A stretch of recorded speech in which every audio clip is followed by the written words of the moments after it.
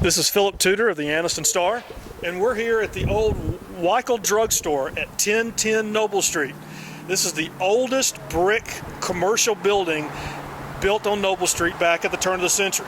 It's also the first pharmacy built for the city of Anniston. Mr. Wikle ended up being mayor, but he first came here for the Woodstock Iron Company to be their doctor and pharmacist, and eventually built this around 1883. The building has been vacant for about 15 years, the bottom floor. So let's go inside and let's take a look at it and see what we can find. Okay, this is the main floor of Wikle Drug Store. Now imagine about 1900, when Mr. Wikle had the store open, there was a soda fountain here. You could come in and you could get your drinks, you could get your lunch for a nickel, all sort of toiletries, you need razors, you need makeup, all kind of health and beauty aids on the other side of the building, of the floor here. And then back in the back where the big prescription sign is, even though that's not original to the building, that's where Mr. Wikle would fill the prescriptions if you needed medicine. Come on this way, and this is behind the counter where the pharmacists work. You can see all the drawers here for their containers for the medicine. If you look up here, you can see some of the shelving and some of the old medicine that's still here. Obviously, it's way out of date and not any good anymore. But most of the stuff they've gotten out of here, but a little bit of it is still here.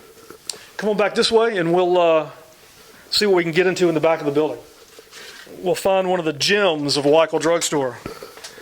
An old Coke machine. How'd you like to be a Coca-Cola collector and have this in your man cave? If you want a drink, it cost a dime. You had two choices, Coke and Coke. Put your dime in, hit your button, and down there in the bottom, your drink comes out. You don't see many of these things anymore. We are here on the second floor of Wikle Drug on Noble Street. And as you can see, we're at the doorway to the office of Dr. Charles Payne Jr. Now through this office, there were more doctor's offices and more storage rooms. So let's go through and let's find out what we have. Come on. We go into another private room, marked private. And through the door, you can't really see it in the darkness, but again, that's Noble Street, windows looking to the east. Storage for the doctor's offices when they were here back 50 and 60 years ago.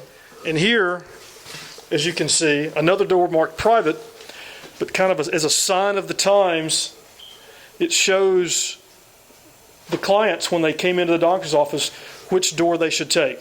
The white patients to the right, and as they would say at the time, the colored patients to the left. The basement here was used for all sorts of different things through time, and as you can see, the druggists here at the drugstore used to bottle their castor oil by hand. And this looks like an old castor oil bottling machine. Still has a lot of the residue from the oil here on top of it. On these shelves here behind me, there are all sorts of things that just have never been taken out of here once the drugstore closed. Old medicine bottles that are full of stuff that I have no idea what it is or how dangerous it would be if it leaked out. Canisters of hair tonic, different boxes of cotton. Looks like old wartime rations of Red Cross bandage. All through the basement here are remnants of the drugstore from Noble Street.